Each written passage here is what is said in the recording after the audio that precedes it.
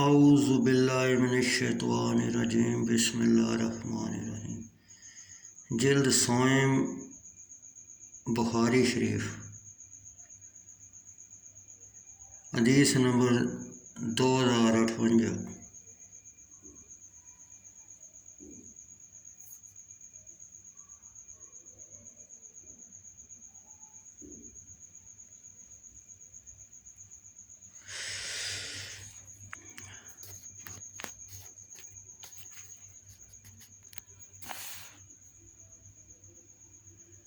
ابراہیم بن سعد نے ابن شہاب محمد بن مسلم زہری سے، انہوں نے عبید بن سابق ثقفی سے، انہوں نے حضرت زید بن ثابت رضی اللہ تعالیٰ عنہ سے روایت کی۔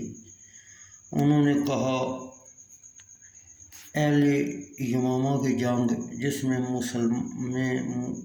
میں مسلمہ کذاب قتل ہوا اور 70 یا 700 قرہ حضرات شہید ہوئے کہ روز حضرت ابو بکر صدیق رضی اللہ تعالیٰ عنہ نے مجھے پیغام بھیجا اور حضرت عمر فاروق رضی اللہ تعالیٰ عنہ بھی موجود تھے۔ حضرت ابو بکر صدیق رضی اللہ تعالیٰ عنہ نے کہا، حضرت عمر فاروق رضی اللہ تعالیٰ عنہ میرے پاس آئی اور کہا، یمامہ کی جنگ میں قرآن مقدس کے قرہ حضرات بہت زیادہ شہید ہوئے۔ مجھے اندیشہ ہے کہ اسی طرح ہر جگہ قرآن کے قاری بہت شہید ہوتے رہے تو قرآن معظم کا بہت سا حصہ ضائع ہونے کا خطرہ ہے۔ میرا خیال ہے کہ قرآن مکرم جمع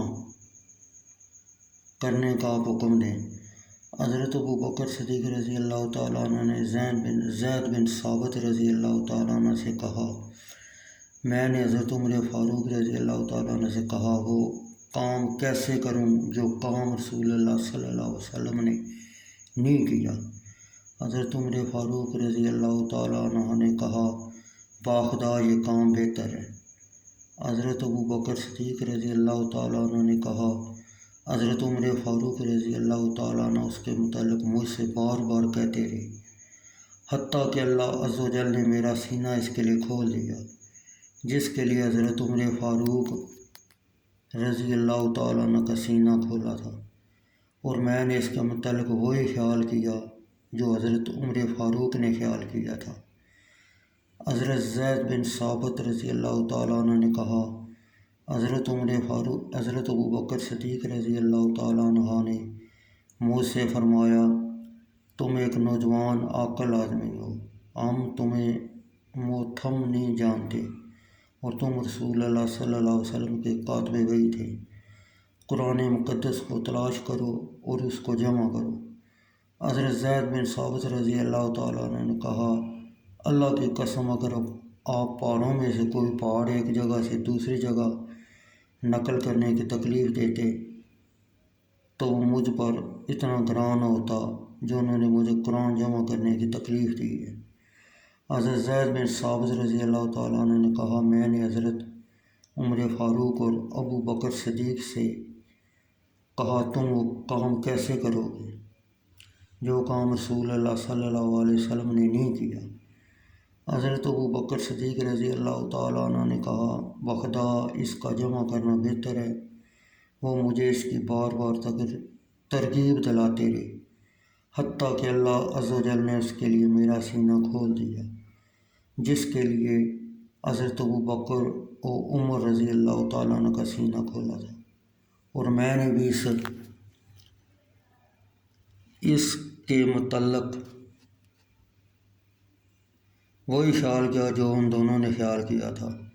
پھر میں نے قرآن مقدس کی تلاش شروع کر دی اور میں نے اس کو کھجوروں کی ٹہنیوں، سفید پتھروں، چمڑوں، لوگوں کے سینے سے جمع کرنا شروع کر دیا تو میں نے سورۃ توبہ کی آخری آیت لَقَدْ جَاءَكُمْ رَسُولٌ مِّنْ أَنفُسِكُمْ آخر حضرت خزیمہ بن ثابت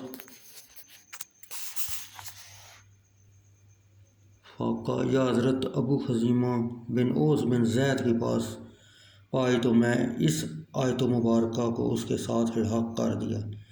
یہ صحیفے حضرت ابوبکر صدیق رضی اللہ تعالیٰ عنہ کی زندگی میں ان کے پاس رہے، حتیٰ کہ اللہ عز و جل نے ان کی وفات دی۔ پھر حضرت عمر فاروق کی زندگی میں ان کے پاس رہے، حتیٰ کہ اللہ نے ان کو وفات دی۔ پھر وہ صحیفے المومنین حضرت حفصہ بن عمر فاروق رضی اللہ تعالیٰ عنہ کے پاس رہے۔